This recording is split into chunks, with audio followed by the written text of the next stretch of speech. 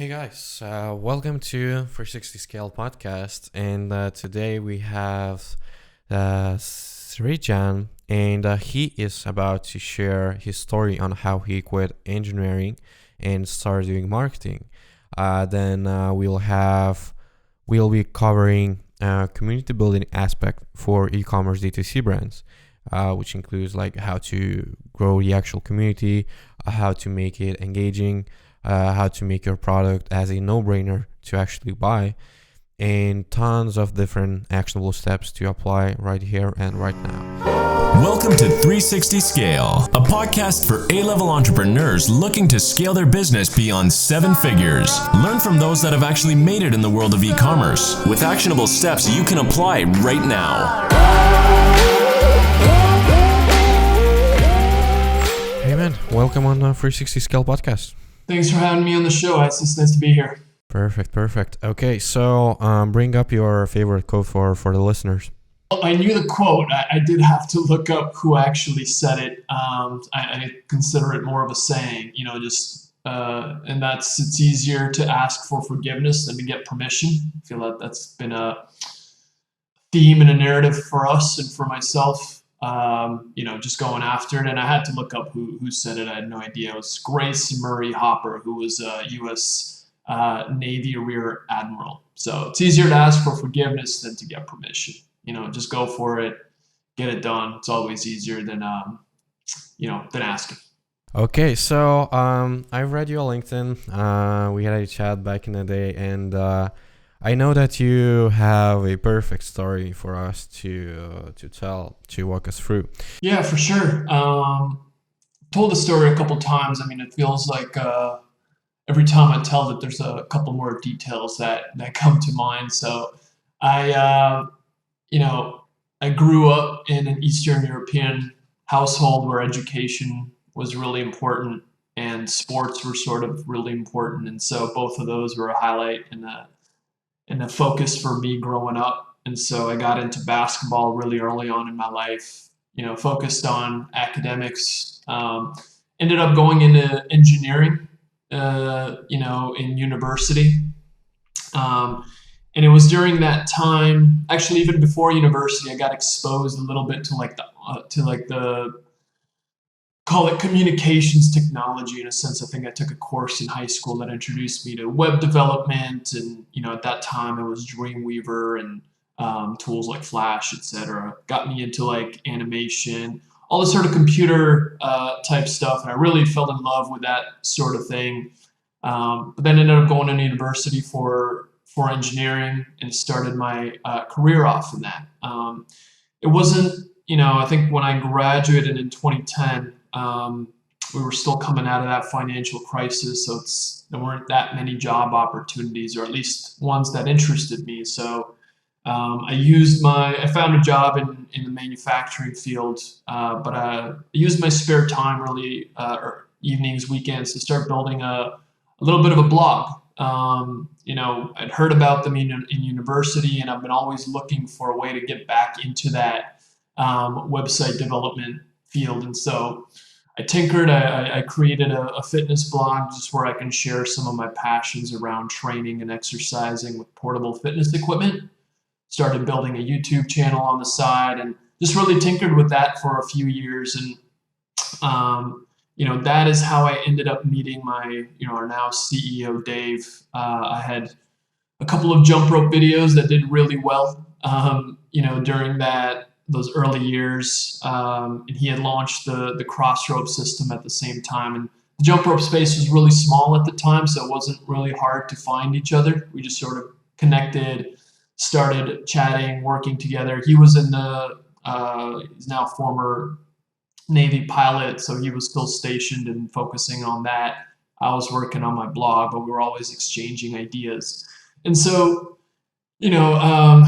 around 2015, we were both sort of ready to try to, either go all in or just sort of focus on our respective careers. And, he asked me to just, come on board, join Crossrope, and super early days. And, we just figured it was the right time to take that risk. Ended up quitting my engineering career, the job I had at the time, which at that point, 5 years after I graduated, I really enjoyed, and just wanted to give this marketing thing a full go. So for me, it was kind of full circle, growing up playing sports, getting really into exercise and training because of sports, encountering some of these early courses in web development and whatnot that I wanted to pursue. They all sort of merged and blended for me, with this opportunity at Crossroads. So it's sort of like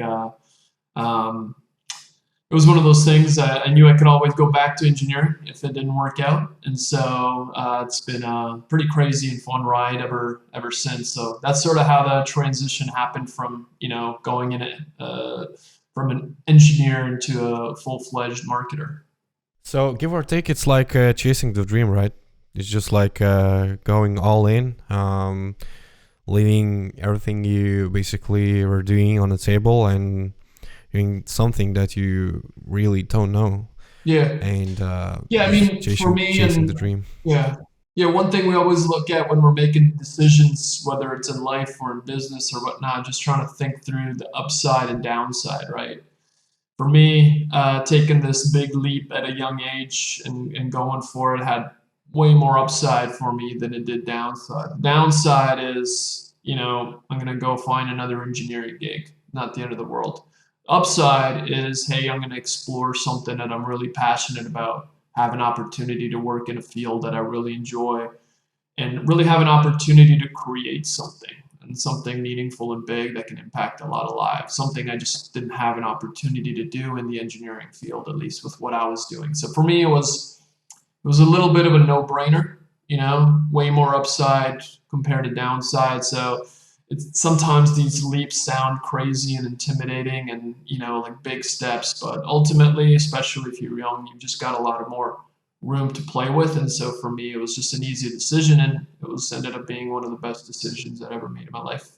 Inspiring.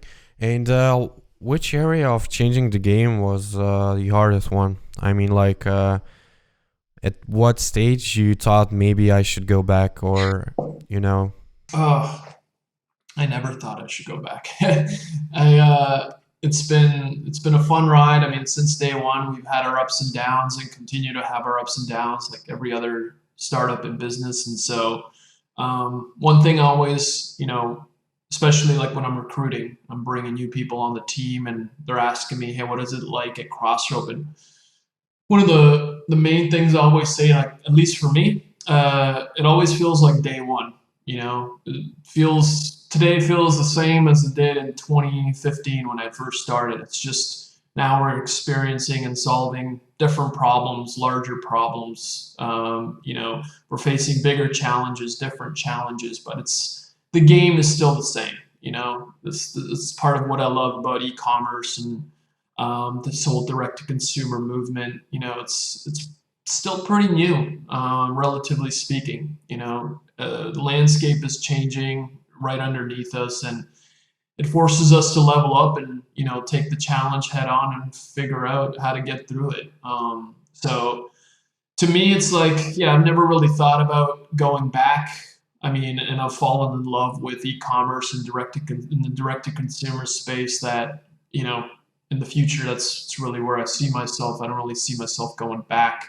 Okay, and you did a really great decision, I believe, because most of the people in the industry, they're just staying in the same position, holding their back in the wall and just waiting for something, but it's not the thing that they're doing. It's not meaningful for them, or just not like the thing that challenged them up, or just gets them awake, working in the middle of the night. And the thing you did in your case, from what I see, you definitely have all those marks checked, and that's definitely a thing to be chasing for. Yeah. And okay, so you quit engineering, you started doing e-commerce, you met that guy, you already have that brand, and where you started your journey, what was the timeline? Like, I mean, in details, like, as example, You started, I don't know, researching, you started gaining knowledge, like read books, like what was your timeline when you got into e-commerce? Sure. So, I mean, the building up the blog, from 2010 to 2015, it was like, and this is what I always, suggest to people. I can get into that a little bit later. Like, you just side projects like that are great playgrounds and sandboxes where you can get your hands dirty and really just learn different strategies and tactics to deploy within this space. So for me, I mean, it was the early years. I mean, it was a lot of, I had this foundation from what I had learned, by building the blog. I had a pretty good foundation with SEO. I had a couple things that were working for me on the blog side that I wanted to, continue with at Crossroad. But a lot of it was just, trying a lot of different things. And we learned, primarily from books and studying other brands. So those were definitely important key, milestones for us. So for example, one book that we read early on in 2016 was Traction by Gino Wickman, and where it introduced us to the Entrepreneurial Operating System, or EOS. And that's been like pretty much the foundation for us in terms of how we measure and track the progress that we're in the vision and the goals and the quarterly rocks. And it's basically the foundation of how we run the business. So there have been a couple of key books like that have just helped us identify the tools and frameworks that we need to run the business effectively. We're both, this is where some of like the stuff with engineering really helps. I mean, both Dave, our CEO, and myself both have an engineering background. And so, within engineering, it's a lot of problem solving. It's a lot of tinkering. It's a lot of hypothesizing and trying things and seeing if what we've expected to happen actually happens. So it gave us like a foundation and a platform to really try a lot of different things. And so what, I know we'll get into this as we go into the conversation, but definitely one of the things that gave us traction early on was this community element, right? This was, we're looking back at 2016. So before, communities in the sense, especially on Facebook with the groups, before they became a little bit more mainstream. I mean, for us, one of the things that I was doing on the blog side, I was running these free fitness challenges. That's how I was building my email list. So I would promote a free 30-day fitness challenge. I'm going to give you all the workouts you need. I'm going to give you some bonus nutrition guidelines. Essentially just deliver a tremendous amount of value for someone who's looking to achieve a specific fitness goal and give it all away for free in exchange for an email address. And so, I mean, that worked really, really well in those years. I was able to, I built a pretty sizable email list. And so when I joined Crossroad, that was one of the things I really wanted to implement early on. And it's what allowed us to really gain some traction. We started running some free 30-day jump rope challenges and combo challenges, like whether it's, jump rope and body weight, jump rope and kettlebell. And, what we ended up doing is just driving all those people. People just enjoy doing activities with other people. It's why we go to gyms. It's why we go to fitness classes. It's why we play sports. And so for me, it's like, okay, it's one thing to just give them these workouts that they can do, but it's a whole other game if we can bring them together to do this event together. It's where they get buy-in. It's where they get exposure. And so we've learned a tremendous amount. That's what allowed us to sort of scale up this private Facebook group that we have at Crossroad in the early years. And it was just a different landscape at that time. So we were able to build up almost to like 70, 80,000 people in this community, all coming together to work through and complete the same challenge. And I think there's just like an amplification factor with that. So now we've given them value, we've brought them together with other like-minded people, so they want to keep coming back, and with every time they come into the community and they're interacting, they're exposed to the brand. There's, it's a mix of people who may have never considered jumping rope as an exercise, and then you've got people who have been jumping rope for years, and then there are people who are using cross rope and people who are using other ropes. And so there's just a tremendous amount of exposure. It's our audience constantly engaged, and cross rope is just sort of like the foundation of that. And so it ended up becoming like a pretty effective acquisition channel, because when we would bring new people to do these challenges that may have never considered jumping rope and have definitely never heard about cross rope, now they're watching all these other people in the community completing the challenge with our product, with our unique weighted jump rope system. So they're clipping in different weights of ropes. They're following along exactly as the workout is prescribed. Right? We try to make the workouts accessible to anyone with any jump rope, but they're truly designed for like the weighted jump rope system, so you can switch between different ropes just like you would with, let's say, a set of dumbbells. And so, it naturally just started growing. People started inviting their friends and family to the community. And, we knew that as soon as somebody would enter the community and be exposed to the product through that organic way, it was just a matter of time until they wanted to try the product for themselves. So it was like a selling machine where our community was doing selling for us. Nice. Like, because a lot of people, they are just starting out with, like, let's say Facebook ads or Google ads or TikTok or whatever. And once they hit some number, let's say 100K monthly revenue, then they start doing communities and looking for other channels, because they know that, like, if they are relying on like Facebook ads, they are in a pretty bad position, because like Facebook is like a stock market. You simply can't rely on it. And in your case, you basically started from community, and then, as you understood, you got into paid ads. But yeah, overall, like let's get back a bit. So how long actually did it take for you to build that Facebook group, basically from 0 to 100K members? Well, just like any other platform,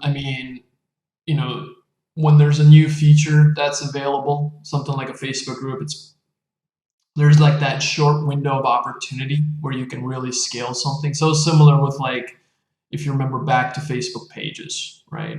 Yeah.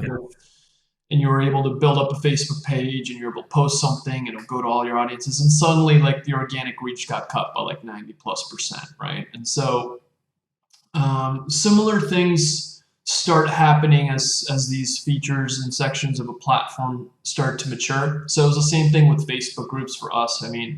I'd say within the first couple of years, we were able to, probably took us like 1 or 2 years to build up to like 80,000 members. And then it took like 3-4 years, another 3-4 years, just to get an extra 20,000 members, just because the algorithm has shifted and changed. Obviously, like, one of our core ways of driving, building the community was through Facebook ads. So we would promote this free fitness challenge as an ad, drive people to a landing page, they'd sign up. And once they signed up, we would give them the workouts or whatever it may be, but then also direct them to go join the community, right? And so that was just part of like the sign-up process. As the cost of acquiring a lead started increasing, obviously that was less and less feasible. Some of the organic reach and organic ways of growing a community shifted. So, if we were to start all over again today, it would be a much different story, right?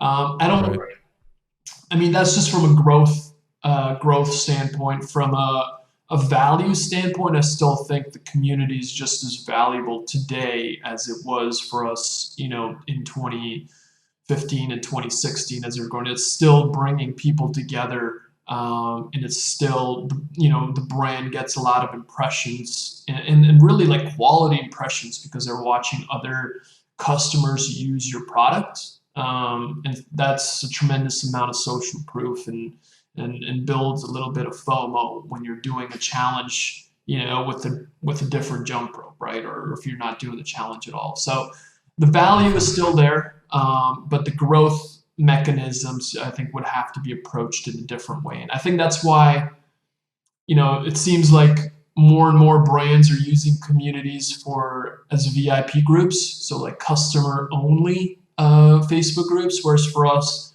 it's always been and always will be like a mix of prospects and just like people who enjoy or who like exercising, who are interested in jumping rope, and they may consider crossrope at some point, but they don't have to use crossrope to be part of this community, enjoy the value that we're able to deliver. Yeah, so definitely game is changed, but overall, maybe you remember what type of content worked back in the day and what type of content works now. Maybe you even remember some content pieces that went viral in a group. What type of challenges maybe or these content pieces? I mean, content is, from a broad sense, if we look at content, anything, from, the blog content we've created for our community to content within the Facebook group itself, and then, content through our like YouTube channel. And there's a couple things that worked early on. Another thing, obviously, that I built my blog on before I had joined Crossrope was a mix of blog content and YouTube content. So especially in the early days, one of the things I really emphasized spending time on was building a foundation through SEO. So we built some. When I joined Crossrope, we wrote up some really good pillar content. How to jump rope, double under tutorials, beginner workouts for crossrope, like all the sort of, foundational types of content that, for us anyway, anybody who wants to start jumping rope, this is content that would be valuable to them.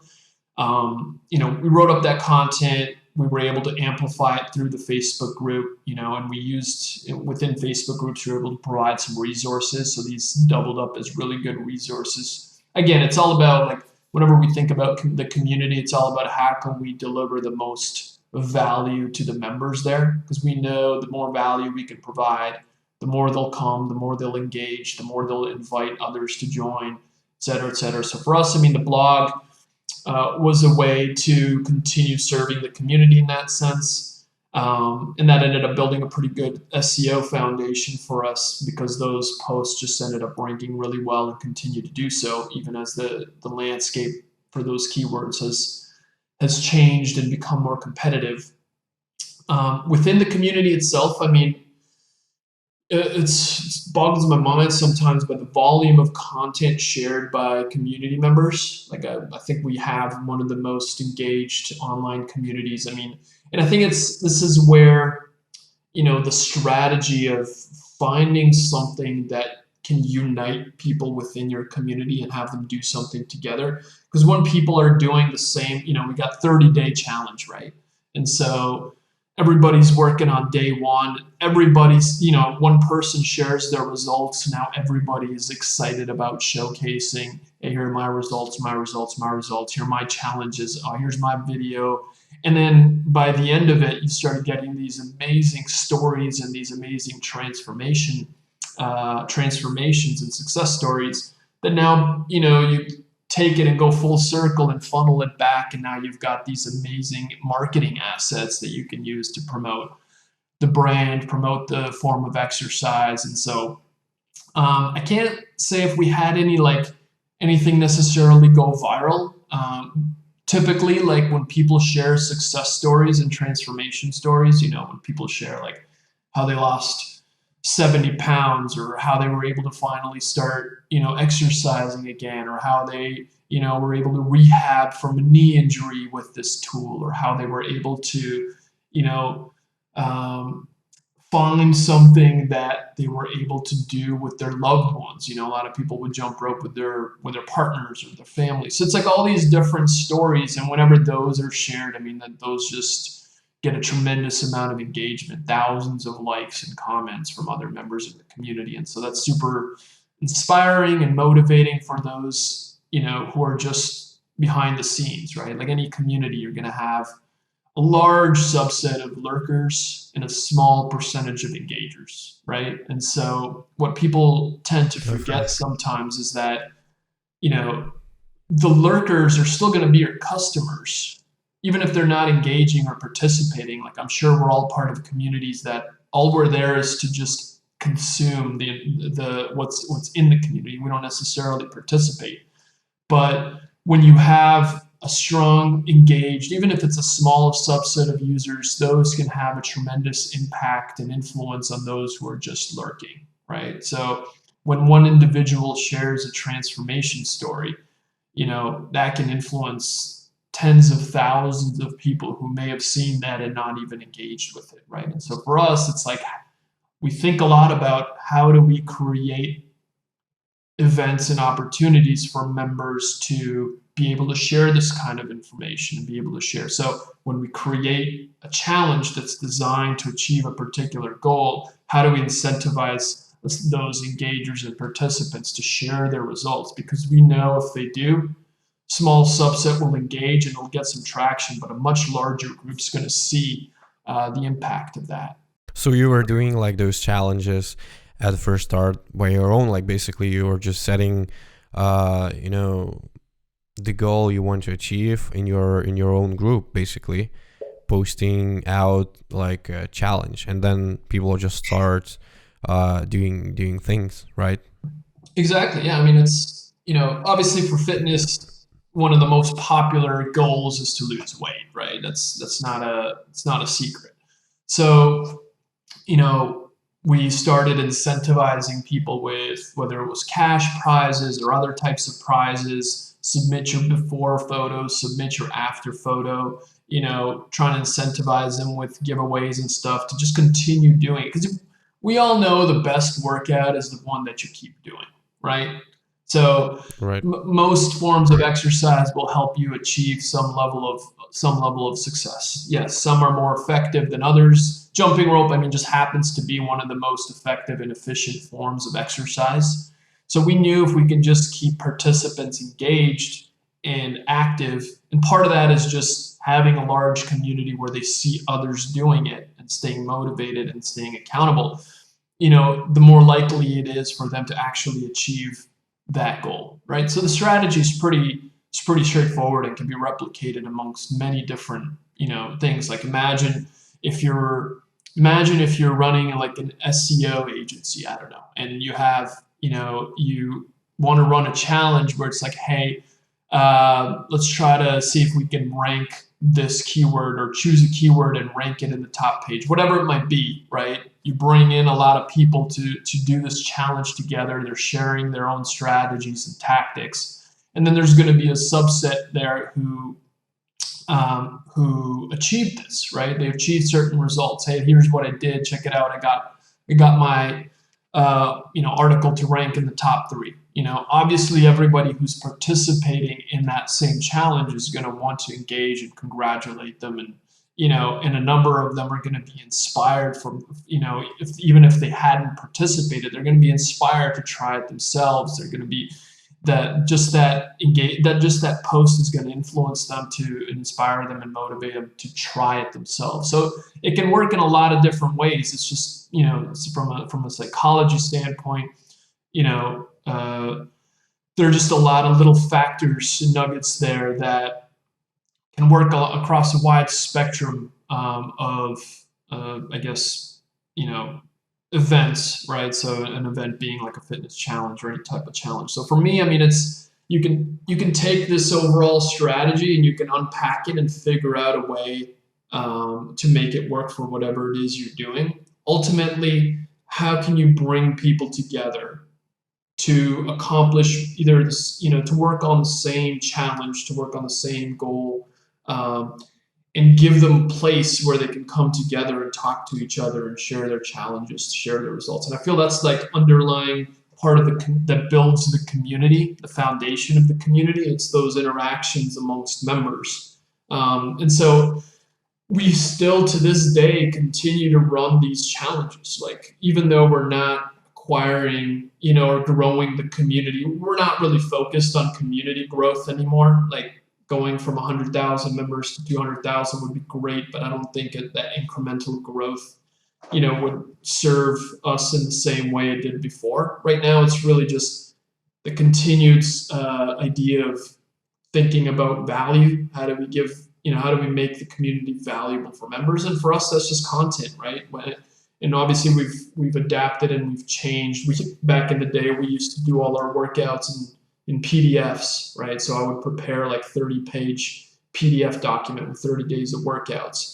I'd have another like nutrition document, and you get this whole package delivered to you, once you signed up for free.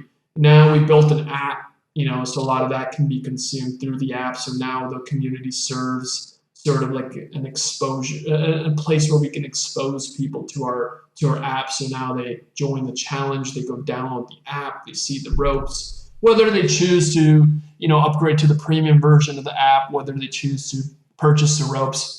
I mean, that's the, I guess, end goal ultimately for the business, but for the community, right? It's just keep giving value, and let the social proof and the community sort of do the selling. And how you maybe you can even share some tips at the first start, how you incentivize people to start posting. Like as an example, right now I have 100 members. I came up with the challenge, and what things worked for you in terms of incentives that people just started posting on your group? In the initial days, I mean, it was it was a mix, right? It was us as a brand posting in the community. First of all, like the nature of the challenge should have some shareable elements, right? So for us, it's very common to see a sea of post-workout screenshots because we just make it really easy for people to share when they complete a workout, right? So there need to be some like natural shareable elements for the event itself. So for us, that's like post-workout things. The other thing is just thinking through like what you as a brand, like, so we pose a lot of questions. I'm part of some communities right now, and it's like questions, especially strategically asked questions that pertain to the community, often get really good engagement. So once you start rolling with those, you're going to start noticing who your engagers are. Usually you'll see, and you can go into your Facebook group side of things to see who are the top 10 sort of participants. Then I would go to those individuals and see, hey, how can we get them to sort of evangelize participation and become sort of like ambassadors within the community, right? So instead of you as the brand constantly posting, can you turn them into moderators or admins, or can you turn them into some sort of ambassadors? So as an example, the way that's shaped out for us is over time, we just noticed, all right, who are our biggest, who are like heavy engagers, right? They love spending time with in this community. They love engaging with other people. They're always posting, so a couple of them we turned into crossrope athletes, right? And so, now they're part of the team, and they're posting on our behalf, engaging with the community, and then others engage with them. And did you had other partners, like maybe you've signed some deals with influencers and invited them to your group, the actual goal to post content? No, we've never gone the route of trying to find somebody outside of the community to come, be part of the community, engage. For us, I mean, in some challenges, we did some value adds where we would find like nutritionists or yoga instructors or kettlebell experts, and they would come and speak to the community. That was more of like a value add.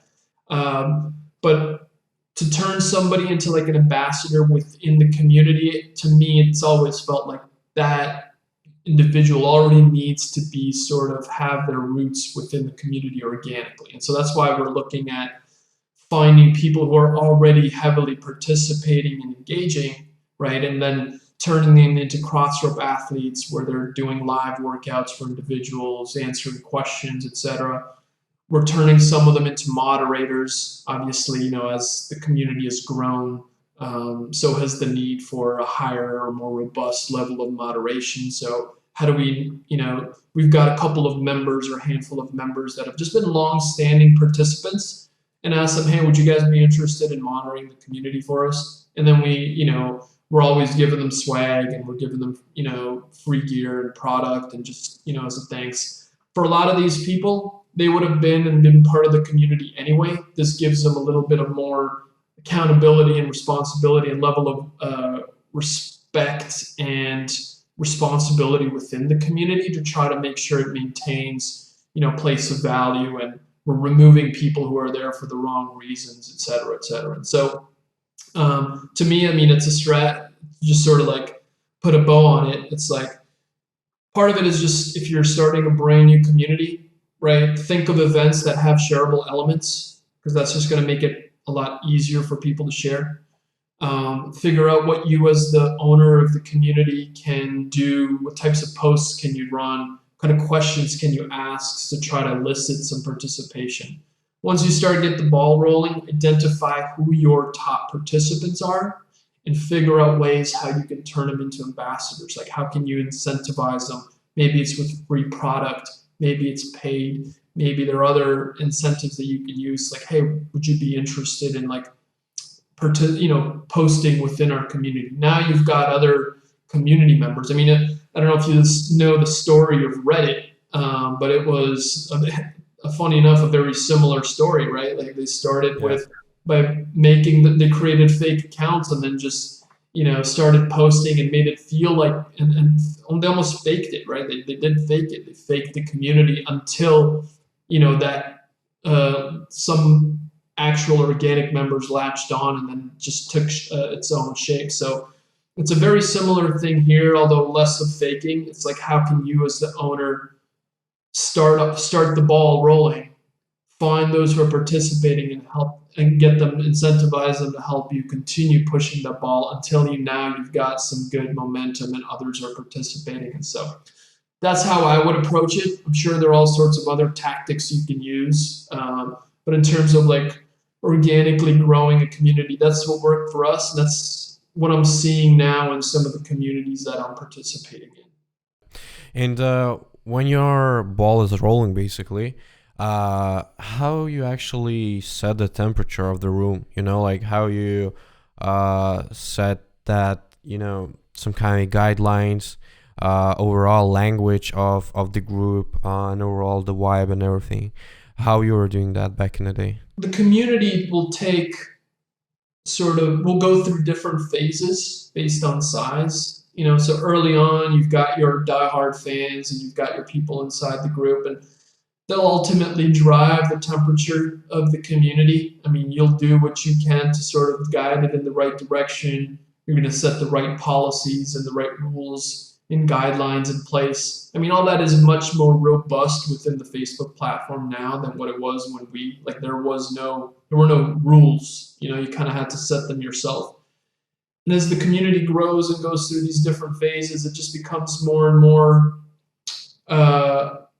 difficult to set the right temperature, because now you're bringing in people, at least for us, we had, as the community grows, the proportion of diehard fans to new people exposed, like beginner jumpers, etc., that ratio starts to skew. And now you've got this huge community with a small group of those early diehard fans are now way outnumbered by these completely new people. And so how do you kind of keep the balance going and make sure you're providing content and value that caters to all these new types of subsets of people within your community? And that was a challenge. I think most communities go through this attrition process where a lot of those early people in the community end up leaving, because now the community has sort of taken this new form that they didn't necessarily sign up for. And so it's super important to think through that stuff as the community grows, because as an example, imagine you've been part of the community from day one, and it's a jump rope community, it's a fitness community, but now you got all these new members coming in and all of them are asking the same questions, right? Oh, like how do I get started, or what's the beginner? So as a brand, as a community owner, you really need to think through what that onboarding experience looks like now for different types of members. How can you use the features within Facebook, or within, how you direct them before you even get them to the community, to the right places, so they know where to find answers to these questions, because you're going to lose a lot of your people if all they see in their feed is the same questions over and over again. So Yeah. it doesn't answer the question on setting the temperature. I think the temperature is set specifically by the rules and guidelines that you provide, and what that means for the types of content you allow, and for the types of people that you allow within your community. And I think you really need to figure that out and have a strong stance on that, because you're going to get challenged every time you moderate something, every time you pull something. So for us, we've gone through a lot of those scenarios where people would challenge us, like, why can't we post this, or why can we post that, but this person can post this. And so there's always going to be a little bit of a gray area with some stuff, especially within fitness. So you really need to think through and be strategic with the types of rules and guidelines. And then once you've got those dialed in, you got to be firm on those, right? Because that's what's going to allow you to stand your ground. So that's going to drive some of the temperature. There are a lot of places where you can provide resources so early on we had little resources for how to engage within the community, little types of posts that are cool to share within the community. And so that gave some inspiration to people. Ultimately though, as you build up your subset of engaged users, you can build little side relationships with them and communicate and get, and you can drive some of that direction on the types of content you want to see. But ultimately the community will take shape that it's going to take, right? And so you just got to try to do your best with these tools you have in place to steer it in the right direction. That's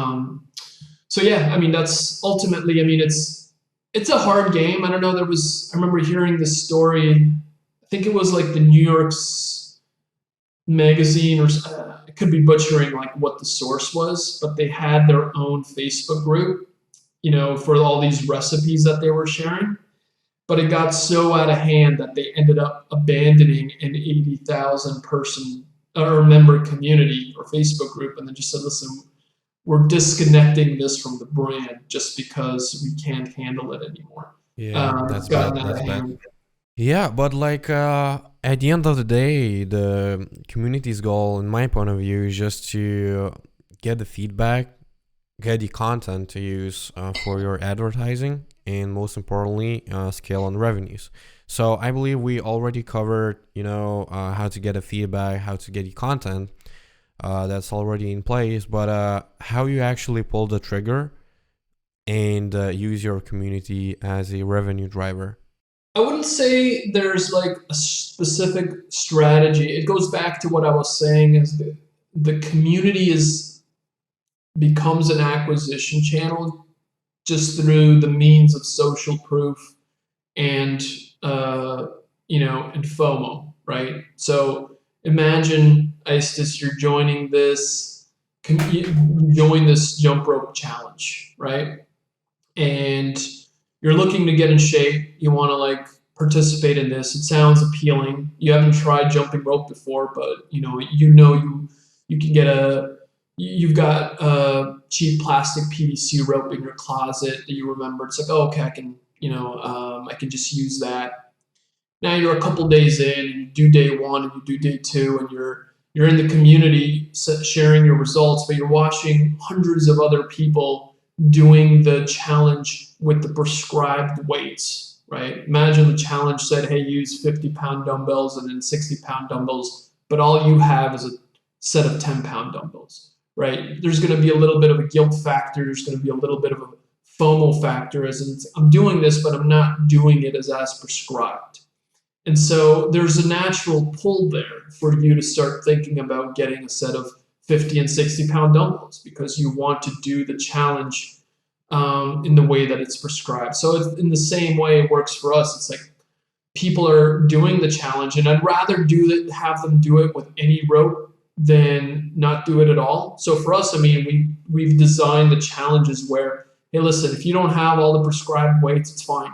Just do them all with the same weight that you have, and you'll still get pretty good results, right? But now all these people are watching hundreds of others, share their videos and their photos of doing the workouts with the proper equipment and the proper weights. We don't have to tell people to go buy the crossrope set. They're going to see others do it, and they're naturally going to do it. Now, the strategy on our end is, sure, like we position the crossrope. Like when you join the challenge, it's 3 steps you got to take, right?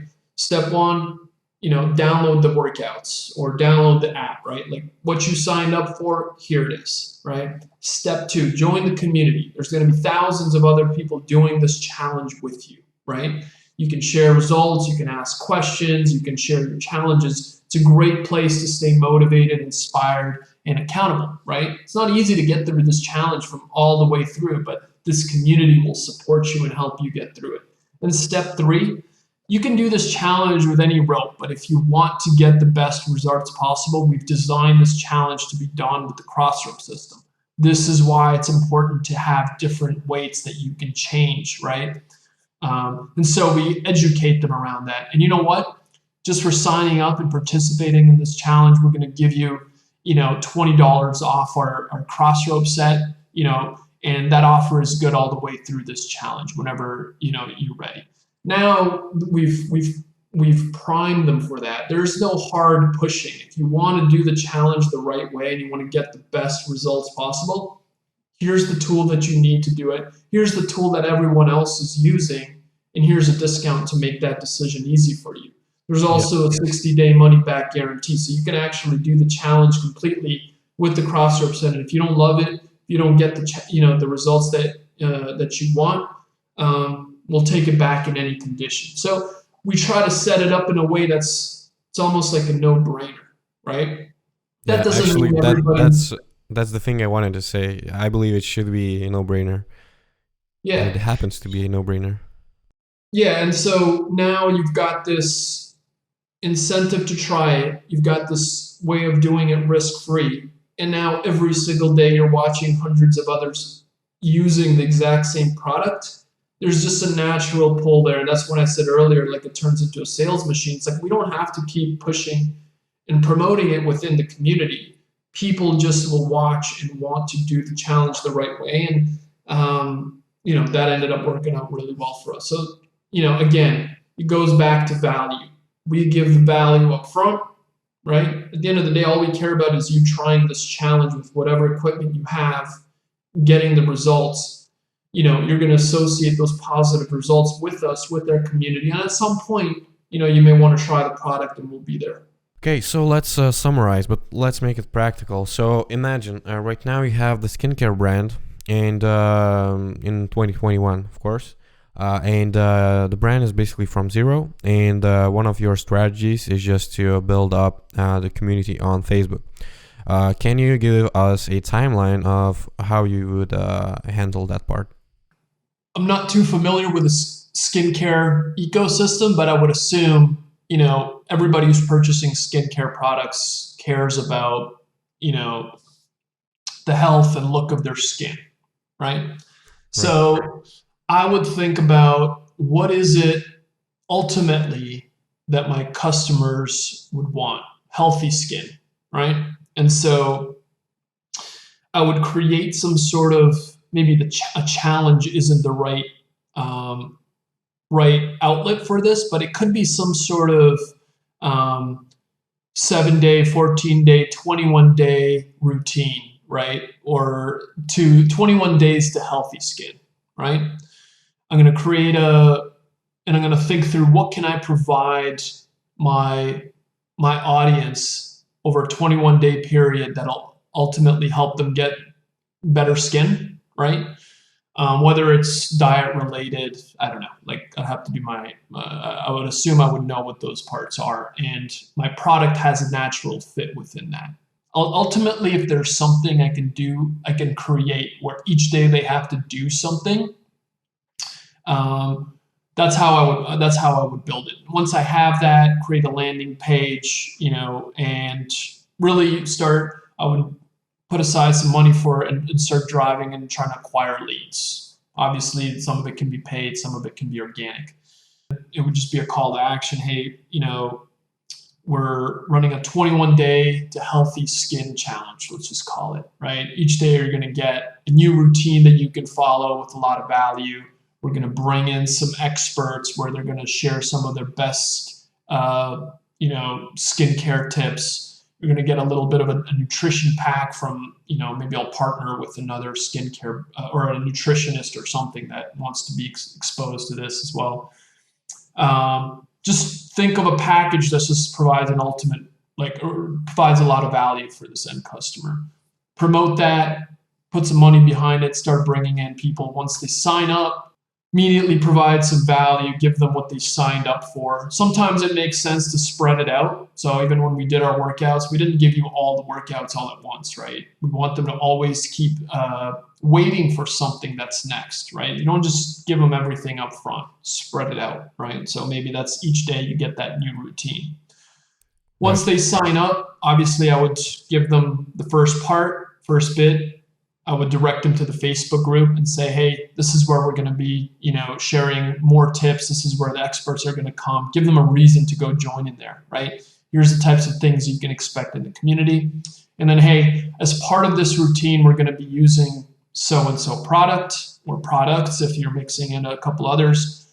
You don't have to use them, but they're going to be, they're part of, if you want the best results possible for your healthy skin, over the 21 days, this is what you'll need, but find a way to deliver the value even without it. And if you want to try it, here's a discount code or whatever, maybe it's a value add or something else, a bundle where you can say, hey, you can get this at any point over the next 21 days if you want to try it. Again, think through how to make it a no-brainer. Keep going through that, and then it's really just bringing people to that landing page, making sure it converts, the values there. Use as the community owner, start asking questions. Hey, what are your favorite skincare brands? What are your favorite skincare tips? Who's the influencer that you really love to follow in the skincare space? Something that people will answer and others will want to see what those answers are, right? Start paying attention to who the people are that are participating and engaging. Ask them, hey guys, I'd love to give you some free product. Would you be interested in, being ambassadors within the community, right? Posting regularly on behalf of the brand or just as members and participants. And so then it's just listening and watching feedback and, seeing the types of questions, seeing if people are taking up the offer for the product that you have, why or why not, Ideally, as people start using your product now, they're showcasing it through posts in the community, right?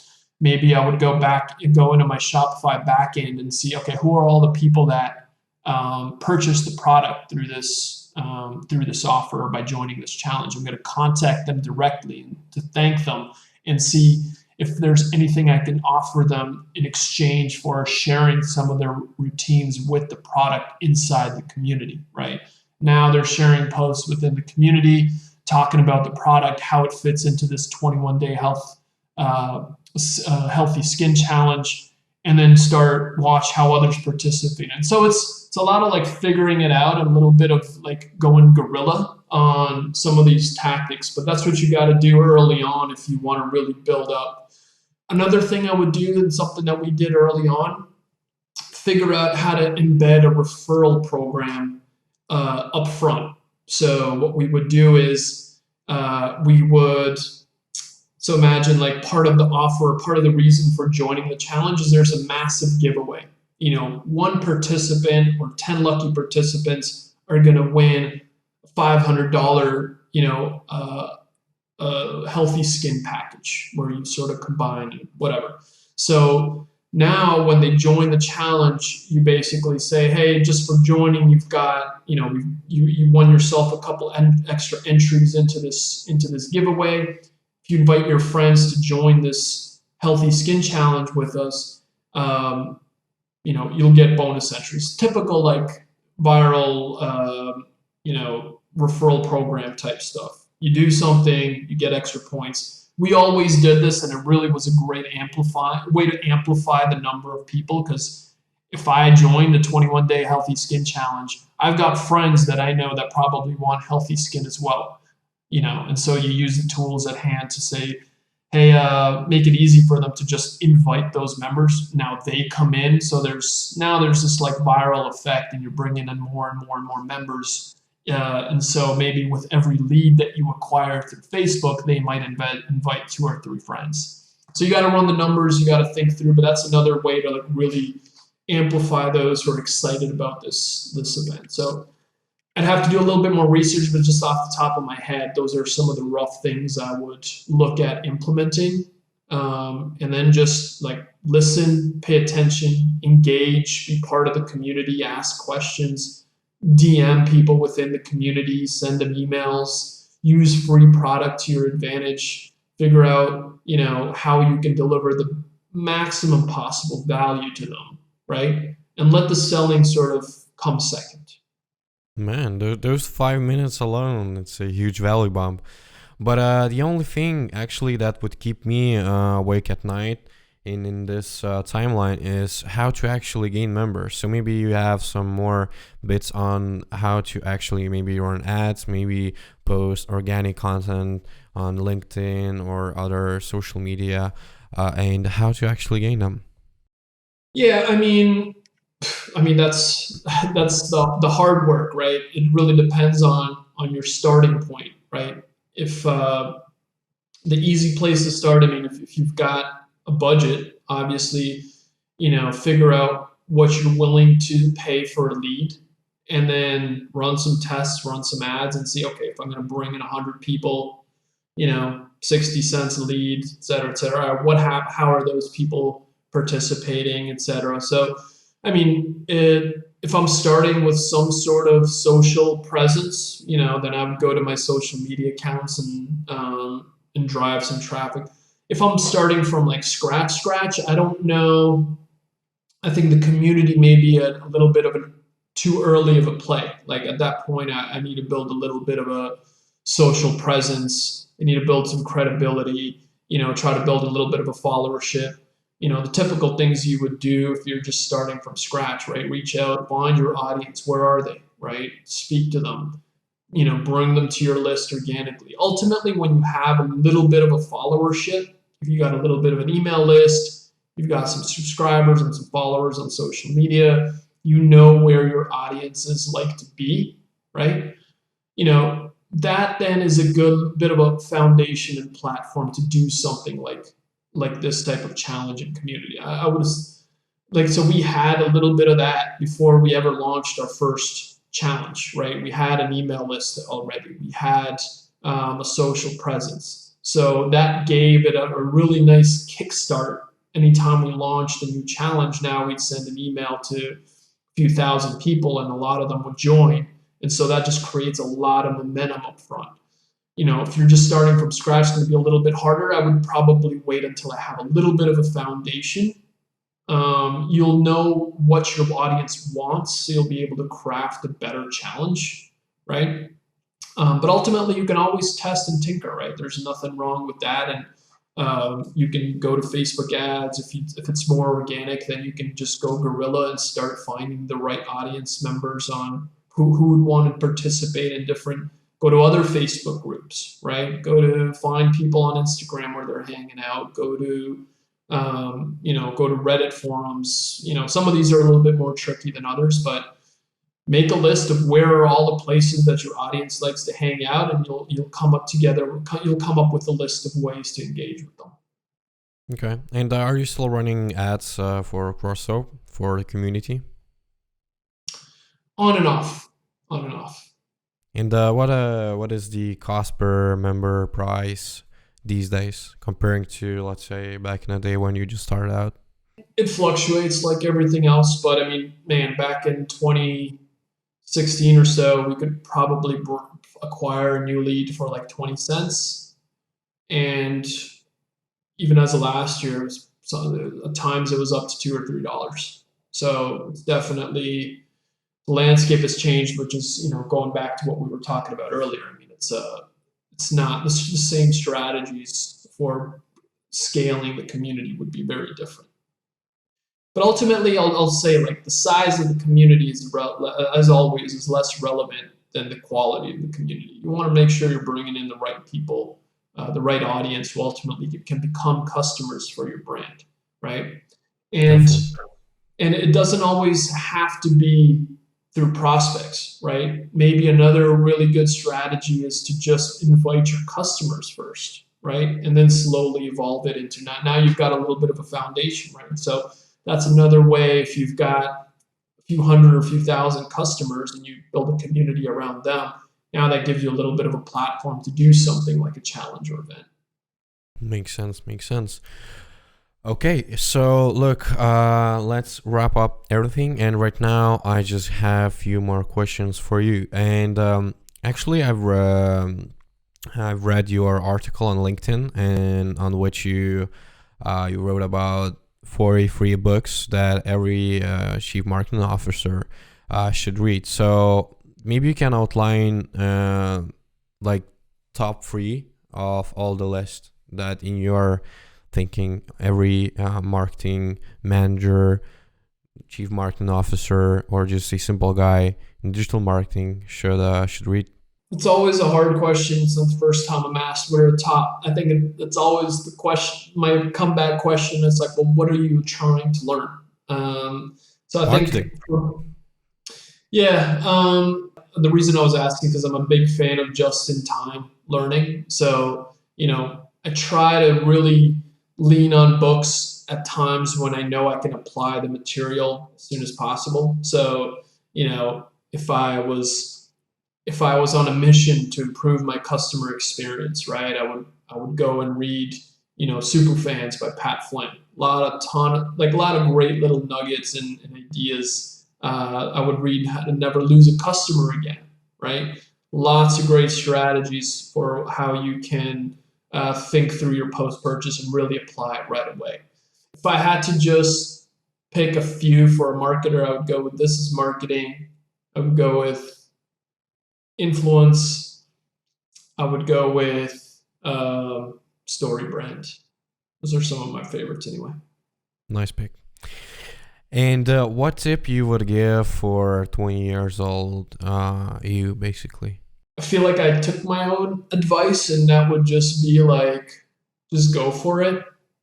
Like I feel like, especially if I'm 20 or in my 20s, like that's the time to really explore and try different things and take risks. And, again, in your 20s, I would just tell myself the upside is much greater than the downside, right?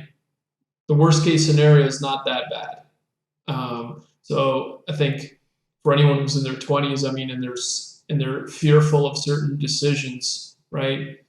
You're in a pretty good spot, right? There are a lot of people who would love to be in their 20s and have that freedom to make those types of decisions. Once you get older, the upside and downside equation swings, right? And so, if you're in your 20s, take the risks, go for it, try that different career, take that position, travel to that country, don't let fear sort of stop you, because you can always go back to what you were doing, and if you can't, another path will open itself up for you. And when right now we are sitting in 2021, would you take that risk and quit marketing for, let's say, I don't know, for crypto? Now I'm in my 30s, and so when I look at the upside and downsides, the equation is a little bit different for me now. I've got 2 young kids at home. I've got a family. I've got a house. I've got a lot more that I'm responsible for. So, ultimately at the end of the day, like, life is about, risks. Every decision you make is ultimately, it has its level of risk. So I don't know if I would leave it. Currently, I love what I'm doing. Like I mentioned earlier, I love the space. I love e-commerce, and at some point, I'm sure, as crypto becomes more mainstream, there'll be opportunities to do something in that space, which is kind of fascinating to me anyway. I would have to assess what that upside downside looks like for me. And now I'm thinking about more than just myself. And so that's why I just, the equation is different than what it was when I made my transition, when I was in my 20s. Yeah, definitely. Life is changing. But look, thank you very much for being here. Appreciate tons of value, especially that 5 minutes when you just gave an example of how you would run a community for a skincare brand. It's definitely a thing to note down and take out and execute on your own business. So thank you very much. And yeah, see you probably on some other episode in the future talking about crypto. Well, thank you for having me on the show, Estes. And yeah, if anyone ever wants to connect, I'm on LinkedIn, like you mentioned earlier. So feel free to connect, find me. And if you guys are interested in trying a fun and different way to exercise, check out crossrope.com. And thank you again for having me on the show. Looking forward to do it again sometime. Okay, take care. So guys, thanks for listening to this episode. Feel free to join our Facebook group, 360 e-commerce growth. In this group, we're sharing Facebook growth hacks, content creation growth hacks, on how to create good performing creative, emails, websites, conversion rate optimization, SMS, influencers, all that stuff that you need to scale your e-commerce business. So feel free, and see you on another episode.